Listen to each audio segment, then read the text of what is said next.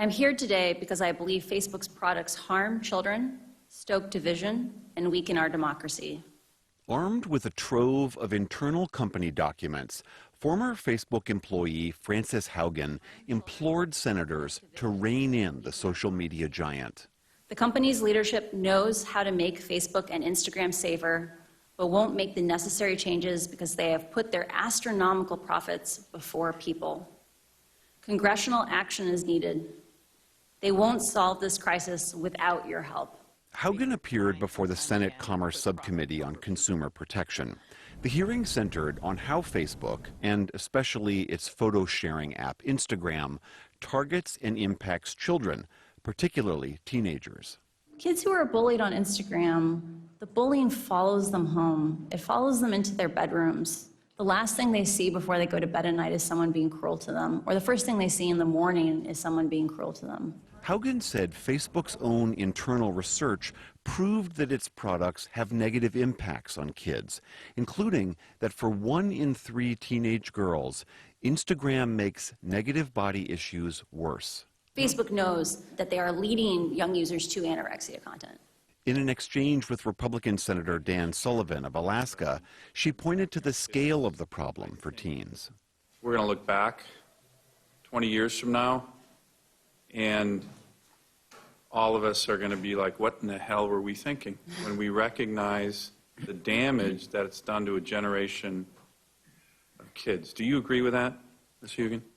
When Facebook has made statements in the past about how much benefit Instagram is providing to kids' mental health, like kids are connecting who were once alone, what I'm so surprised about that is if Instagram is such a positive force, have we seen a golden age of teenage mental health in the last 10 years? Yeah. No, we've seen the opposite, right? We've seen escalating rates of suicide and depression amongst teenagers. For its part, Facebook has rejected these criticisms and says its internal research about Instagram has been taken out of context. Facebook spokesperson Andy Stone said on Twitter today that Frances Haugen did not work on child safety or Instagram or research these issues and has no direct knowledge of the topic from her work at Facebook. But last week, amid criticism in response to some of these revelations, Facebook paused a plan for a new Instagram Kids feature for those under the age of 13. Haugen resigned from Facebook in April, fed up, she said, with the company's inaction. Today, she laid ultimate responsibility on Facebook founder and CEO Mark Zuckerberg. In the end, the buck stops with Mark. There is no one currently holding Mark accountable but himself.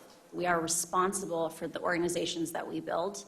Mark has built an organization that is very metrics-driven. It is intended to be flat. There is no unilateral responsibility. The metrics make the decision. Unfortunately, that itself is a decision. And in the end, if he is the CEO and the chairman of Facebook, he is responsible for those decisions. Throughout the hearing, Facebook came under bipartisan scrutiny as the senators found rare common ground criticizing the social media juggernaut.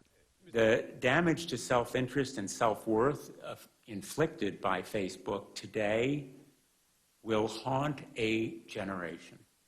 Facebook is not interested in making significant changes to improve kids' safety on their platforms, at least not when that would result in losing eyeballs on posts or decreasing their ad revenues. Facebook also rejects the claims that it's endangering its users to maximize profit.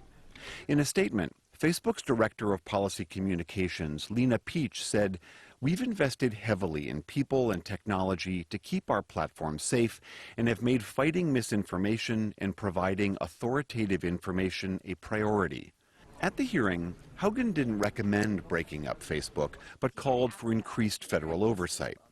If you split Facebook and Instagram apart, it's likely that most advertising dollars will go to Instagram, and Facebook will continue to be this Frankenstein that is that is endangering lives around the world, only now there won't be money to fund it.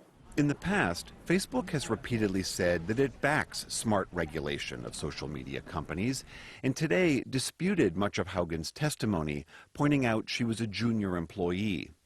Facebook's Peach said, "We don't agree with her characterization of many of the issues she testified about. Despite all this, we agree on one thing. It's time to begin to create standard rules for the internet.